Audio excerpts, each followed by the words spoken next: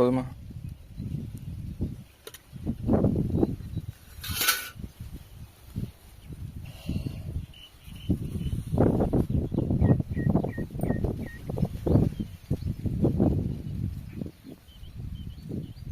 வெயில் அடிச்சா நல்லா காத்தடிக்குது. தினமா தான் காற்று வருது, வேற எங்கேயும் வரல. ஏன் இங்கே தான் காற்று. சாயங்காலம் போய் பார்த்தா ஒன்று செத்து போய்க்குதுன்னு என் கையில் சொல்லலை. விரால் மீனை தாயின்ட்டு போய் குடிக்க வாங்கினாரு மேற்கு. நான் ஜிலேபி மீன் வாங்கி நின்னேன். சாப்பாடு வச்சு வச்சுட்டு உங்களுக்குலாம் ஃபோன் பண்ணிட்டு